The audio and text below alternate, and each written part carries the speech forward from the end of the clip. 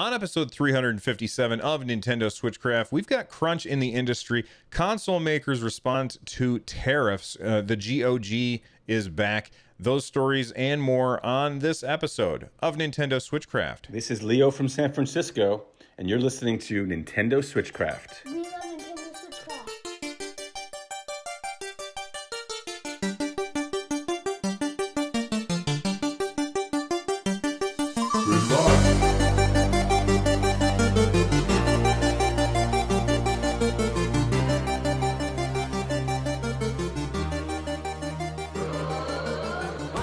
Switchcraft is brought to you live 4 times a week on Tuesdays, Thursdays, Fridays, and Saturdays. Tune in live over at twitch.tv/runjumpstomp.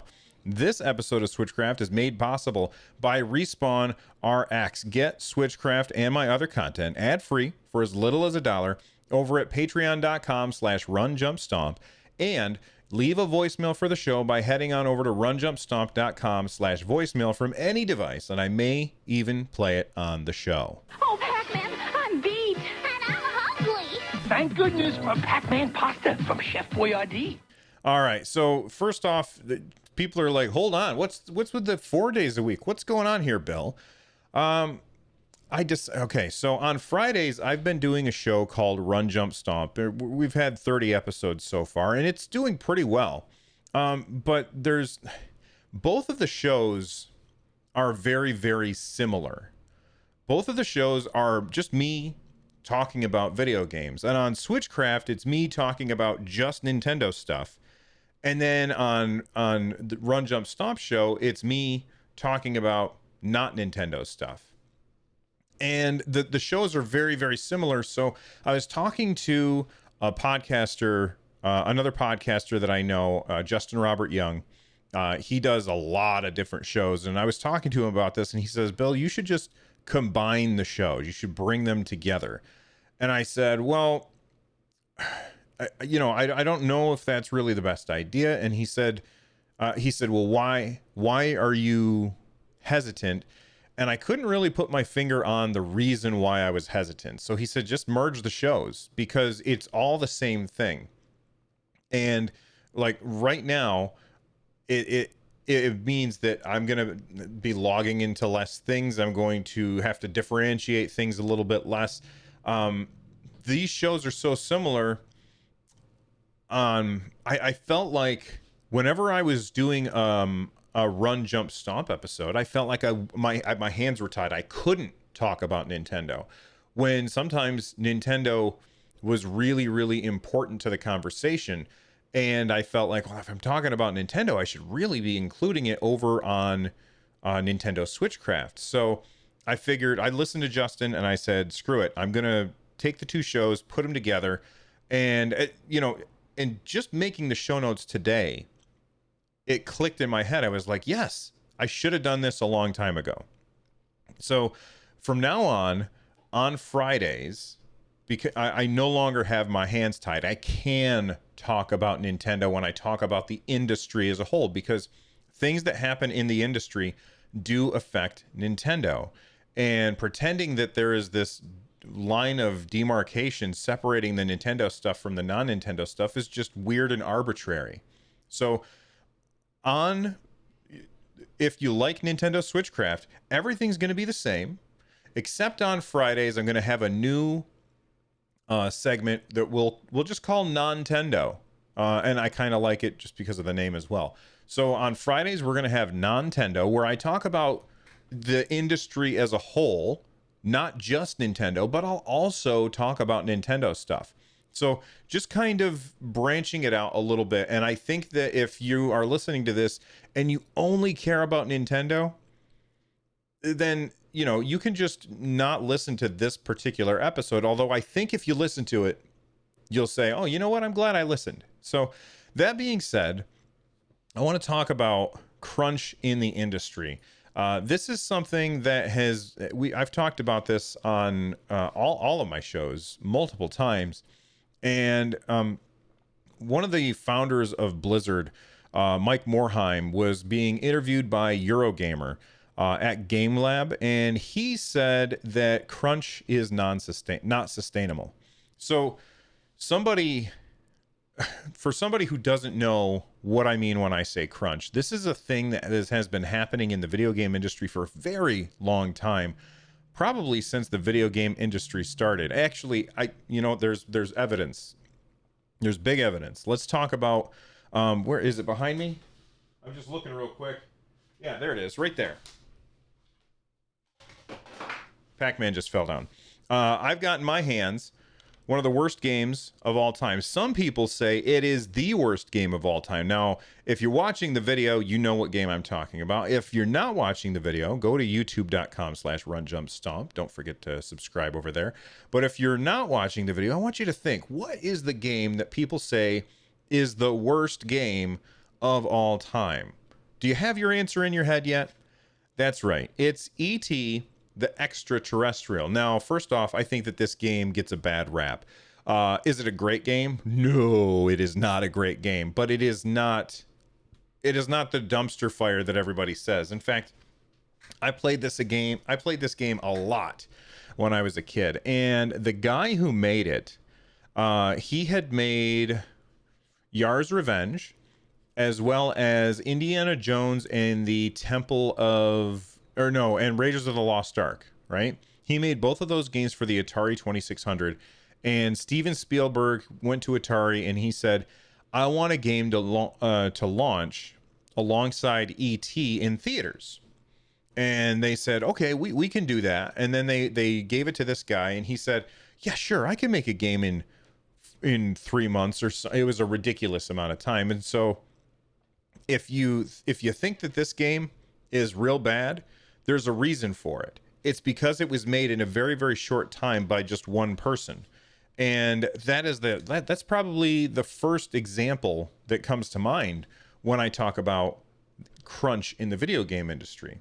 Where as you approach the deadline of when a game is going to launch, developers, because they are so committed to getting their game done on time and meeting their deadlines, and because it's really, really hard to plan stuff out ahead of time because you don't know what obstacles you're going to run into along the way, they end up putting in a ton of extra hours.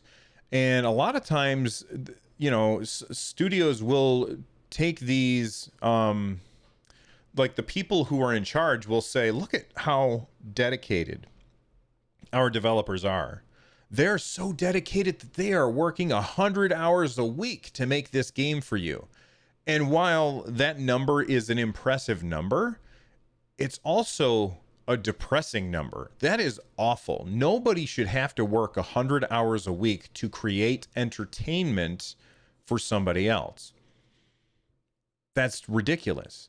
They should have a good work-life balance. Now, remember at the beginning of the show when I said, hey, this is also about Nintendo. It's not just about not Nintendo. Nintendo, they have one of the best work-life balances of any video game corporation out there. Their employees work the fewest number of hours and take home really decent pay. And that's something that we probably, I guess, I don't know that we always knew it, but it was definitely something that we found out about this year or last year. I remember reporting on it on the show. So I think it's fantastic that Nintendo does that, and more developers and publishers in the industry are trying to work their way towards this, or at least they're making it look like they're trying to work their way towards this. So Mike Morhaime, one of the founders of Blizzard, he said, look, it is not sustainable to have this crunch mentality all the time. Although, to be fair, Blizzard has been around a very long time. I mean, they started out as Silicon and Synapse back in the 90s. And back in, it's 28 years now. I think it's been 28 years that Blizzard has been around. So clearly crunch is sustainable, but it's not good for the industry. It's not good for the developers, and it's not good for games. Let's see what Mike Morhaime said. He said, Blizzard has definitely evolved around crunch. In our early days, we crunched crazy hours to get games done.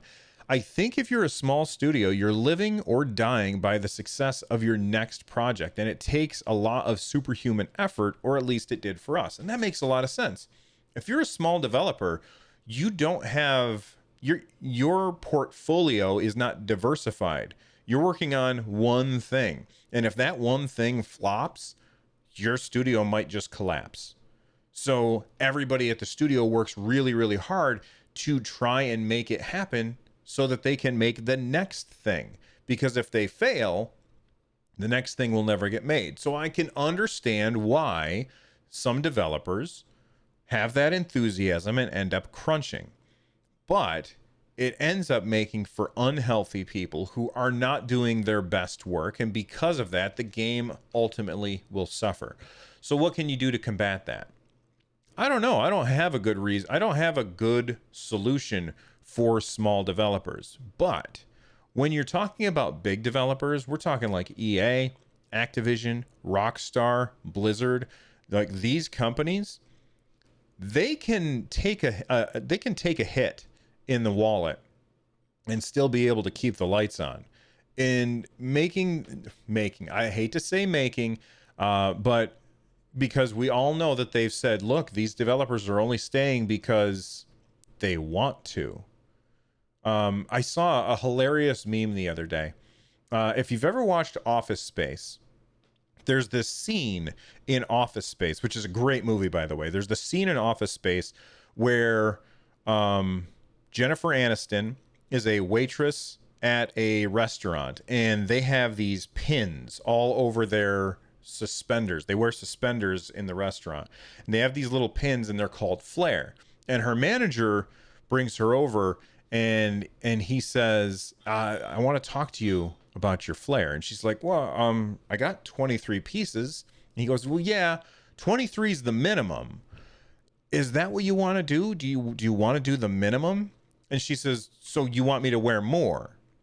And he says, well, I want you to want to wear more. And the meme that I saw was basically they took that scene, and instead of talking about the number of pieces of pins or Flair that she had, they talked about hours. So he was the publisher or whatever, or the guy in charge, the suit, if you will, and he was talking to a developer, and she was playing the part of the developer.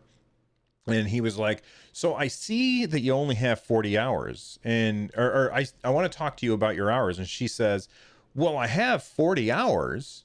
And he goes, well, yeah, that's the minimum.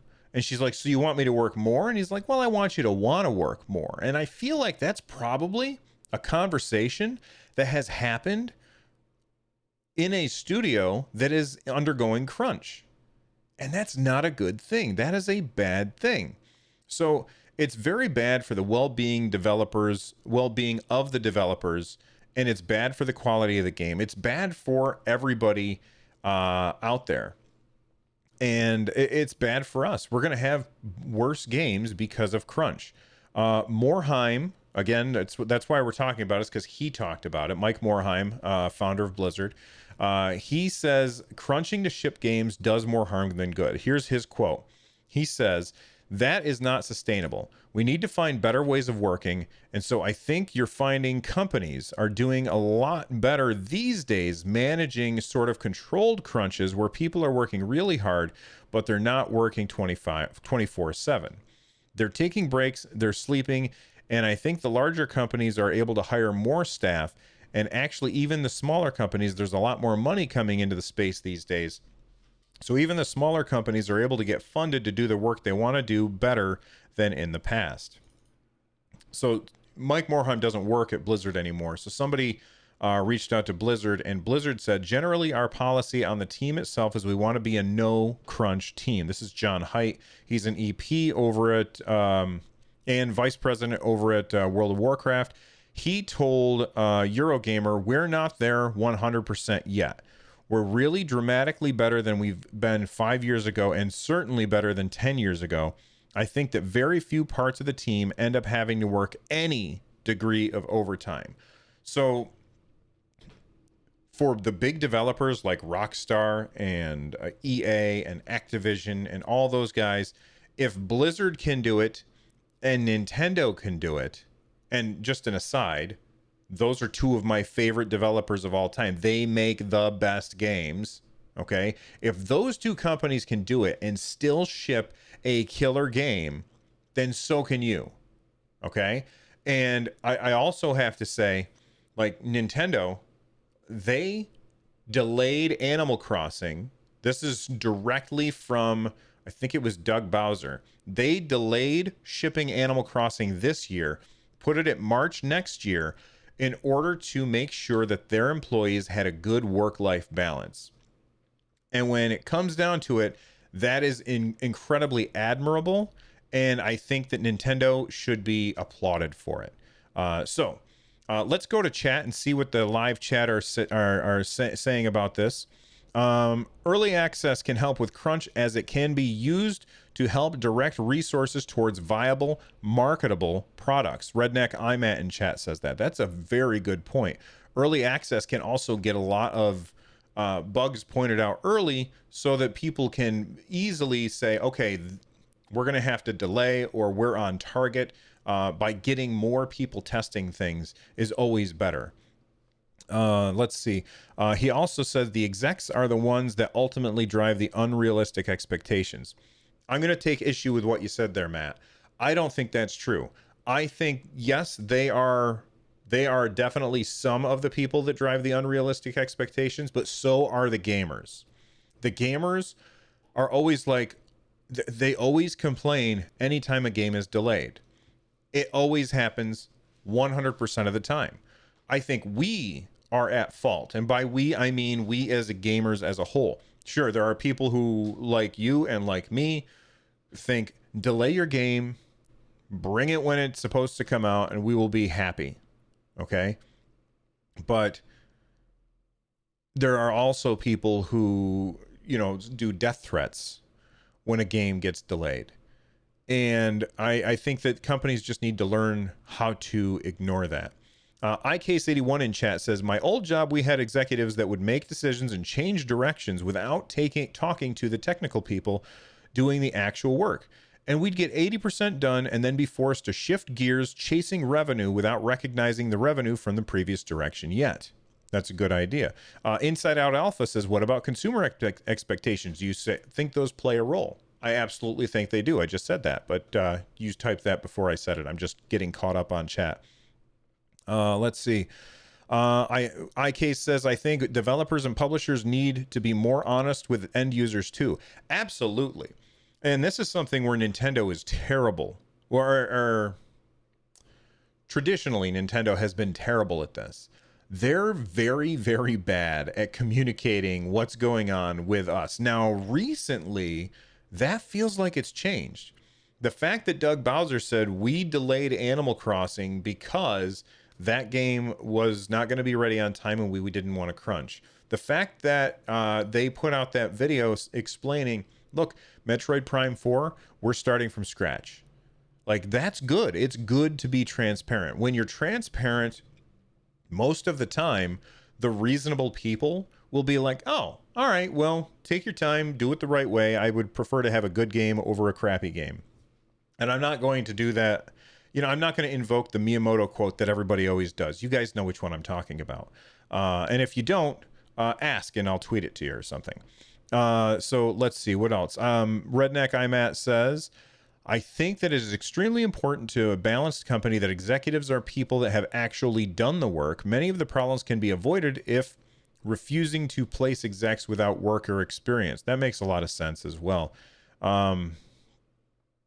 Joel Mead in chat says, wait, directly from Bowser? Do you think we can trust him? I think we can trust him. He had a tie on and everything. Anyway, thank you. Oh, wait. Smashblock says the public response to the delay of Animal Crossing seems to mostly positive, and hopefully it will influence other studios to follow. I hope so too. I think that's a good point.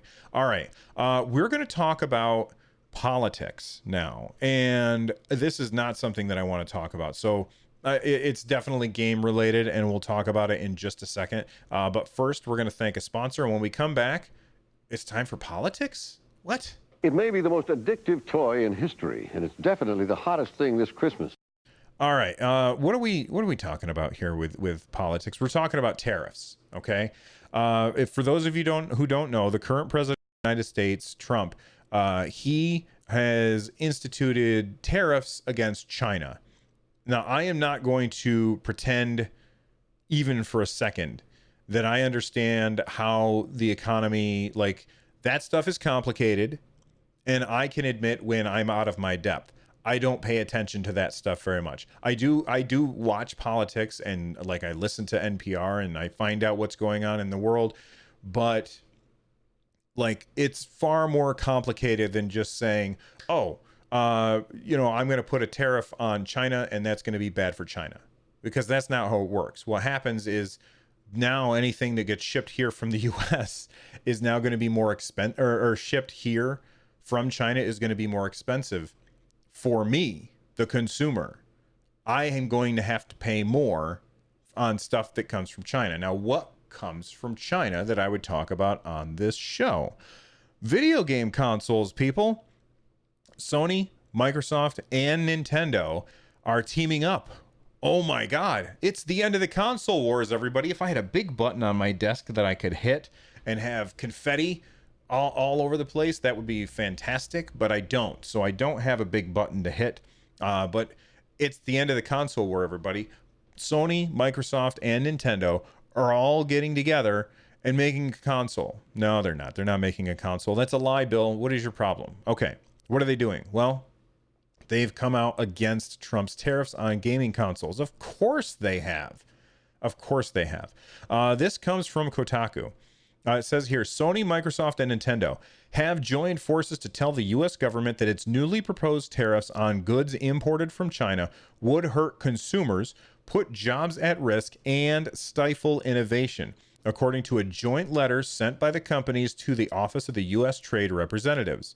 It says here, and I quote, let me show this. It says, each video game console comprises dozens of complex components sourced from multiple countries. A change in even a single supplier must be vetted carefully to mitigate the risks of product quality, unreliability, and consumer safety issues. Tariffs would significantly disrupt our company's businesses and add significant costs that would depress sales of video game consoles and the games and services that drive the profitability of this market segment. All right, well, let's talk about this for a second. Video games are a massive industry and bring in a lot of money. And guess what? Sure, the devices themselves are made in China, but many of the publishers, many of the developers are right here in the US. So by depressing the sales of a console, that means there's going to be less consoles out there. And if there's less consoles out there, then there's less customers for these US companies to sell to. This is bad. And the video game console supply chain has developed in China over a long, long time. So for them to just say, okay, well, we've got this tariff that we have to avoid, we need to shift everything out of China and someplace else, that's going to change things up so much. And so how is this going to affect you? Well, let's say that we go out and it's a 25% tariff, okay? So that's 1/4. So let's say that the Xbox One X is $400. It might be $500. I'm not sure. I'm going to pretend it's $400 just for the easy math. Let's say that you want to buy an Xbox One X at $400. Well, guess what? It is now $500 because that's a 25% a bump to the price. So 25% of 400 is 100. So you add $100 to the price of that. That is going to drive a lot of people away. I mean, look at what happened at to the PlayStation 3. Remember when the PlayStation 3 came out and it was $600? Like, that thing sold like crap.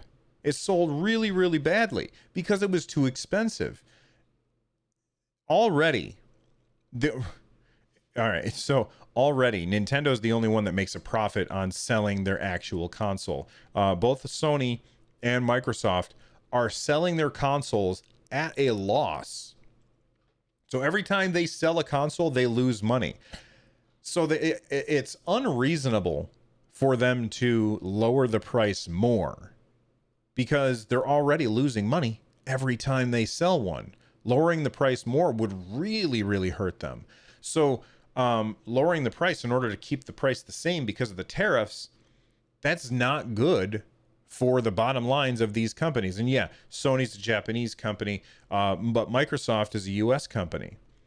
So I don't know what's going to happen, but it says here, because of the deep interdependence of video game consoles and game software, and due to the price sensitivity of video game console purchasers, tariffs on video game consoles would not only harm our company's consumers and retails, but will also disproportionately harm the thousands of small and medium-sized software and accessories developers in the United States. Thus, these tariffs would have a ripple effect of harm that extends throughout the entire video game ecosystem. So we're going to see what happens with this, and I'm sure they'll come back and talk about it. And don't worry, I'm not going to talk about politics, but I am going to talk about stuff like this when it affects the video game industry, because that's what this show's about. It's about video games. So I don't know what your politics are, but what I do know is that I don't want to spend $500 on an Xbox One X or whatever the price is going to be when the PS5 comes out, because my guess is that the PS5 will probably come in at $500, and then you add a 25% on top of that. That is going to be very, very painful. That'd be $625. We all saw what happened to the PS3. That's not going to work with the PS5. So only time will tell what's going to happen. Let's talk about GOG. What? GOG? Yeah, that's right. GOG. If you're going to spend your time playing video games, why not play them on something that can also teach you about computing? Get a Commodore 64 or VIC-20. All right, let's talk about GOG Galaxy. This has actually been put into the show notes a couple times, and I keep putting it off, but I want to talk about it now. I've talked about launchers. I've talked about launchers quite a bit on this, on Run Jump Stomp. And launchers I find to be annoying. I tolerate one from Steam. Well, actually, I prefer Steam. I tolerate one from Blizzard because I love Blizzard games. And then I tolerate the Epic Games Store because it allows me to get a free game every 2 weeks, which is kind of cool. I still, I've talked the Epic Games stuff to death, and I'm sure I'll talk about it again, but I'm not talking about it today. GOG Galaxy is a launcher and a store, kind of like Steam. But one of the things that is kind of cool about it is that GOG Galaxy is supposed to connect to all of your launchers. So, you know the meme where it's like, "Yo, dog, I hear you like launchers, so I put a launcher in your launchers."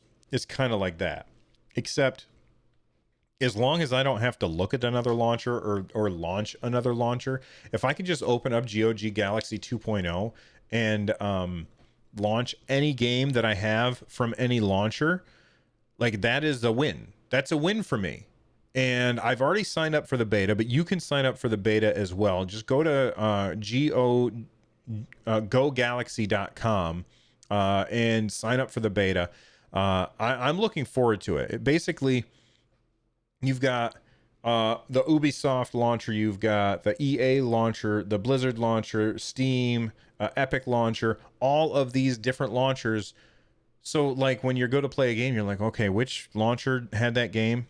Not a problem anymore. You load up the GOG Galaxy 2.0 and it's all in one library. It has all of your achievements.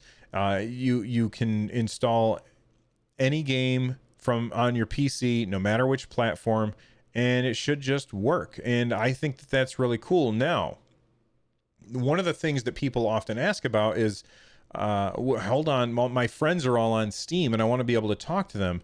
Well, I guess GOG Launcher says that they have a solution to that as well. They have cross-platform chat. No matter on which platform your friends are, you can chat with them. You'll have one friends list. Bring together your friends from all platforms and see their online status. Now, we kind of already have something sort of like this with Discord. All right, so with Discord, you're supposed to be able to launch games that you have on other launchers. I've never actually tried it because I find the UI to be pretty terrible, actually. So if you look right here, if you're watching the video, then you can see this. And if not, I'm sorry. But if you look right here, you can see there's Fortnite. I have Fortnite installed on my PC through the Epic Games Store. And if I click it, I can launch it. I've got Cuphead installed through, I think through Steam. And if I click it, I can launch it. I don't know what game that is. That looks like Dauntless through the Epic Games Store. This is Divinity Original Sin 2 through, I think, through Steam. The UI is terrible. I can't tell what the hell is happening on here because they've got all these little advertisements and stuff. But like they've got the quick launcher. Hopefully, GOG Galaxy can do this with a better UI. It also says designed to protect your privacy. No spying on you from your computer. No data sharing. Your data belongs to you. I'm like, okay, that's kind of cool. Neat. Hold on. What just happened here? Oh, thank you very much. Redneck IMAT just cheered 200 bits and says handling political issues without being political. Thank you very much. I appreciate it, man. Okay, what else do they say? The all-in-one solution for the present-day gamer. Community platform integrations. Connect more platforms and add features with open-source integrations. Sync between devices. Save custom views. It all seems really, really good. So if you are interested in that, just go to GoGalaxy.com and sign up for the beta. I signed up a couple weeks ago. I still haven't gotten in, but I think it's pretty awesome, and I'm looking forward to checking it out as somebody who does play games on the PC from time to time. Anyway, so before we wrap up the show, I've got some feedback, and I'm just going to take a quick sip of my water, and then we'll hit this feedback. Double Dragon 3, the ultimate in NES martial arts action continues with all new weapons, characters, and street fighting moves against the world's most awesome villains. Double Dragon 3 from Acclaim. The action keeps coming. All right, Pat Duddy says, question for the show. I was wondering if you could give a brief overview on Final Fantasy XIV for gamers who have never played an MMO. How does the game work, and how do we get started? Thanks. Okay. That is a tall order, Pat. I will do my best to sum it up in as few words as possible. So, how can I do this? Okay. Final Fantasy XIV is an MMO. An MMO is a game where typically you go out and you do quests on your own, but then you get together with other players to do a dungeon. So then you will team up with 3 other players. One player plays a tank. Their job is to take the damage. One player plays the healer. Their job is to keep everybody alive. And then 2 players are their job is to do what everybody would call DPS. And if you don't know what DPS is, that's damage per second. So their job is to kill the monster. So the tank says all monsters attack me. The healer keeps the tank alive.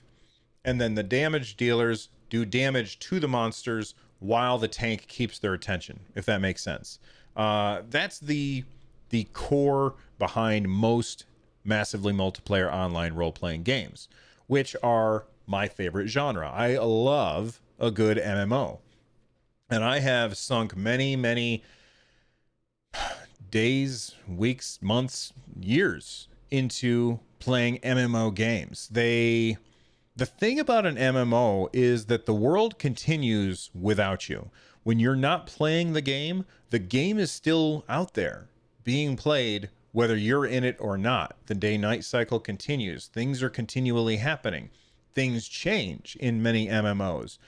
And the thing that sets Final Fantasy 14 apart from the rest is, well, number one, it's got fantastic controller support. I'm a huge fan of the controller support in Final Fantasy 14.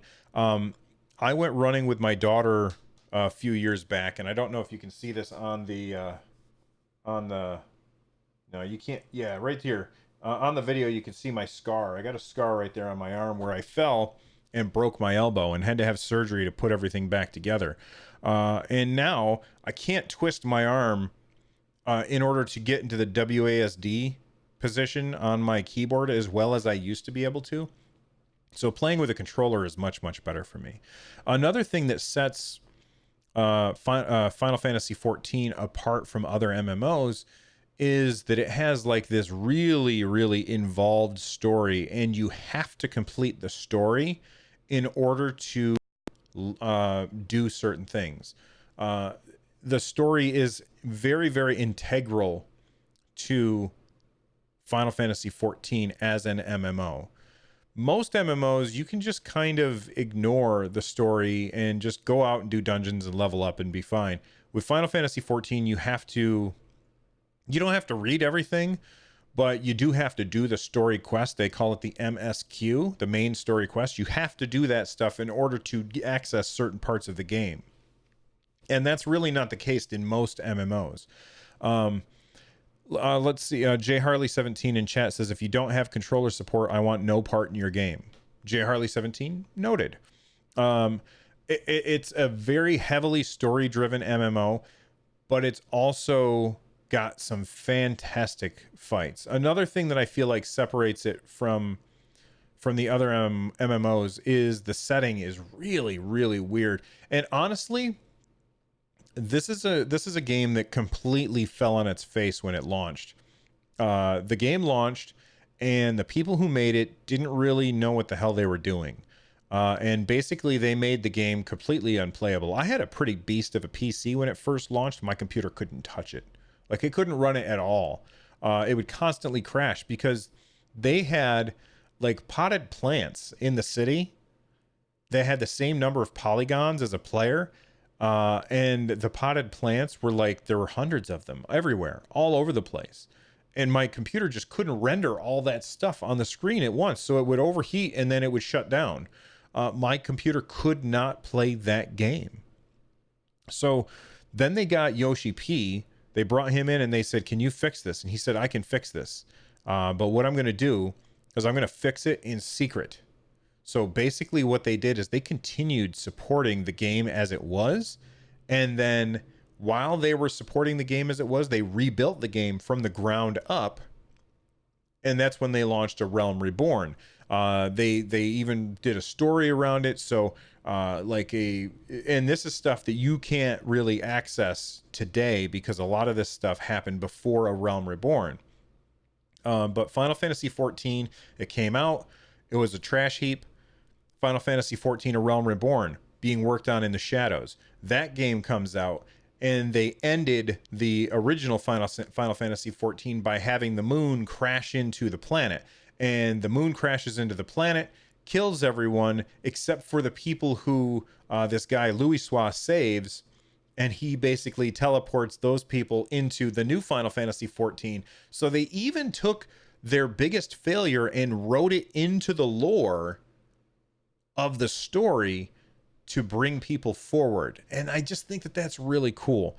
The thing that I really like about it is it does a good job teaching you how to play. You will slowly get abilities over time. And I will say this, anybody who's trying out Final Fantasy 14 for the first time, the game is going to feel slow to you. That's a temporary thing. Okay? I don't feel like Square Enix puts their best foot forward at the beginning of this game. You feel like you're waiting a lot at the very beginning. And that's because you have very few abilities. And there's something in many MMOs that has something called a global cooldown, or what everyone will abbreviate as a GCD. So in a MMO, there's this thing called a GCD. I feel like Robin Williams in Good Morning Vietnam if the VP is such a VIP, then, oh God, I can't remember how he says it. It's something about if the vice president is such a very important person, if the VP is such a VIP, then if we screw up, we're going to be put on KP, which is Kitchen Patrol. I can't remember. It's a fantastic movie, and if you haven't watched Good Morning Vietnam, then what are you doing, man? But Robin Williams aside, the GCD in an MMO is a very important thing, and the GCD is very, very slow in Final Fantasy XIV. It has a slow cooldown. But as you level up, you start to get abilities that don't care about the global cooldown. So basically, if I push a button that casts a spell in that game, it will start a cooldown on all of my abilities that are on the global cooldown. So all of those abilities will be uncastable for like 2 seconds or something like that, which sounds like nothing, but oh my God, it feels like an eternity. In that time, I can also cast non-global cooldown spells. So at the very beginning of the game, you don't have very many non-global cooldown spells, if any. So you hit a button and then you got to wait 2 seconds before you hit another button. And that seems like an eternity. But as you level up, you get a lot more stuff. Oh my God, ICase81 has the quote. Excuse me, sir, seeing as how the VP is such a VIP, shouldn't we keep the PC on the QT? Because if it leaks to the VC, we could end up being MIA and then we'd all be put on KP. I could translate that for you. Seeing as the vice president is such a very important person, shouldn't we keep the, I don't remember what PC, on the quiet tip? Because if it leaks to the Viet Cong, he could end up missing in action and then we'd all be put on Kitchen Patrol. I was on Kitchen Patrol a time or two. You peel potatoes. It was awful. Anyway, oh my God, I got distracted by shiny things. Doop. What was I talking about? Oh, yeah. Okay. So the global cooldown makes the game feel very slow at first, but as you level up, you get more abilities, and then it feels much faster. There's also no dodge rolling. A lot of MMOs these days will have a dodge roll so that you can, like a monster's about to attack and you can dodge out of the way. You don't have a dodge roll. So what you just have to do is walk out of the way before a monster attacks. And something else that a lot of people don't understand is that as long as you're out of the telegraph, they'll put like a little circle on the ground or something. As long as you're out of the telegraph when the telegraph disappears, you're fine. You can walk back into the area, and then when they attack, it's not going to hit you. Trust me.